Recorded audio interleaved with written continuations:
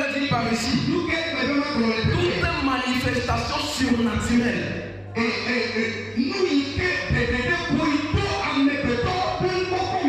dans la vie d'une personne commence par une visitation spirituelle. Toute manifestation surnaturelle qui va venir dans la vie d'une personne, ça commence par une visitation spirituelle. Que ce soit sur le plan de l'adoration de Dieu ou du côté des démons, avant qu'une vie ne t'intègre,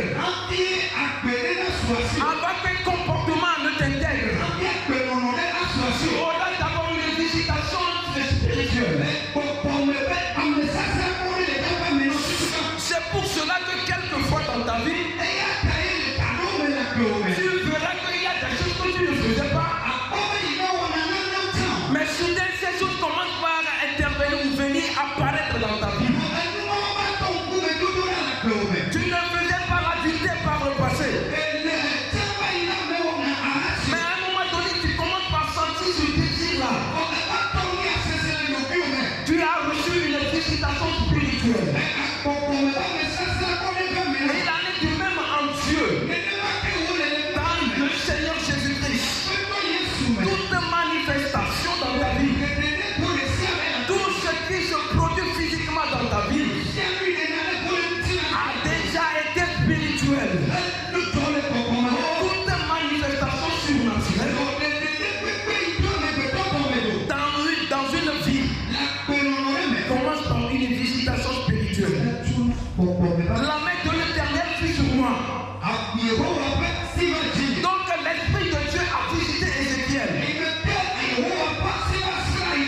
Et l'Éternel me transporta en esprit. Alléluia. Là, il s'agit d'une ascension dans le monde astral. L'Éternel a amené Ézéchiel dans un niveau, dans une dimension spirituelle. Rappelez que tout ceci se passe en esprit et non physiquement. Donc l'Éternel a transporté, a amené Ézéchiel dans le monde spirituel. Alléluia. Et donc c'est à ce niveau-là que Ézéchiel peut commencer par échanger et discuter avec Dieu. Tu ne peux pas dialoguer avec Dieu en étant charnel. Tu ne peux pas dialoguer avec Dieu en étant physique. C'est pour cela qu'il faut que ceci se passe en esprit. Donc tous ceux qui ont servi Dieu par le passé, tous ceux qui ont travaillé pour Dieu par le passé, et même aujourd'hui, vous allez écouter des gens dire, et le Seigneur m'a dit, et j'ai dit au Seigneur, et Dieu m'a dit, et j'ai dit au Seigneur, ce n'est pas un échange physique, ce n'est pas une discussion charnelle. La plupart des discussions que nous faisons avec le Seigneur sont des discussions que nous faisons dans la méditation. Quand je prends un verset, le verset dit telle chose. Dans ma mentalité, avec l'aide du Saint-Esprit, je commence par méditer sur ce verset.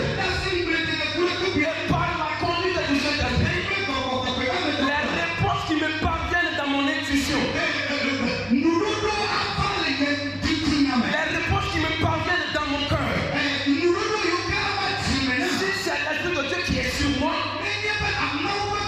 si le Saint-Esprit est réellement sur moi, alors ce sont les réponses venant de Dieu. Donc pour d'abord avoir une manifestation surnaturelle dans ta vie, il faut une visitation de l'Esprit de Dieu. Et deuxième position, il faut ascender. Il faut que le Seigneur t'amène en esprit. Au moment où tu ne sens plus le corps exister. En ce moment, tu peux dialoguer avec Dieu. Le troisième point pour une manifestation spirituelle ou surnaturelle dans la vie de quelqu'un. Alléluia. La main de l'Éternel fut sur moi. L'Éternel me transporta en esprit et me déposant dans le lieu d'une vallée remplie de semences. Lis-moi seulement, et me déposant dans le lieu d'une vallée remplie de semences. Alléluia. Quand tu reçois la visitation de l'esprit, et quand le Seigneur t'amène en esprit, quand le Seigneur te fait quitter le corps, il ne t'amènera pas dans un palais. Il ne va pas t'amener dans un endroit climatisé. Mais il t'amène d'abord dans un désert. Il t'amène d'abord dans une vallée. Dans l'intention de révéler celui que tu es là à toi-même. Donc il s'agit là d'une découverte de soi. Il s'agit là d'une découverte de sa nation. C'est dans ce moment-là que l'Éternel a montré à Ézéchiel dans la vallée sa nature, son état, l'état de son peuple. Ézéchiel fait partie du peuple de Dieu que Dieu révélait à Ézéchiel en ce moment-là. Donc en esprit, tu passeras par le désert. Tu passeras par la vallée. Alléluia. Ça veut dire que tu seras brisé. Le Seigneur va te montrer tes points faibles. Il va exposer ta vie. Et là tu connaîtras réellement l'état dans lequel tu es. Tu connaîtras l'état dans lequel se trouve ta nation. Alléluia.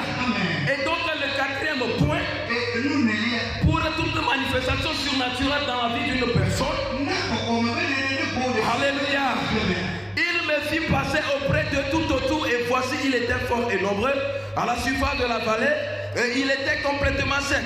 Ça, nous étions toujours dans le point 3 qui parle de découverte de soi. Amen. Amen. Et il me dit, fils de longue saison, pourront-ils revivre? Je répondis, Seigneur, tu le sais. Et il me dit, prophétise sur ces eaux. Dis-leur, au moment de sécher, écoutez la parole de l'Éternel. Et non, ne lis pas, ça va prendre du temps. Donc là, il s'agit d'une restauration divine à travers le don que le Seigneur a mis en Ézéchiel.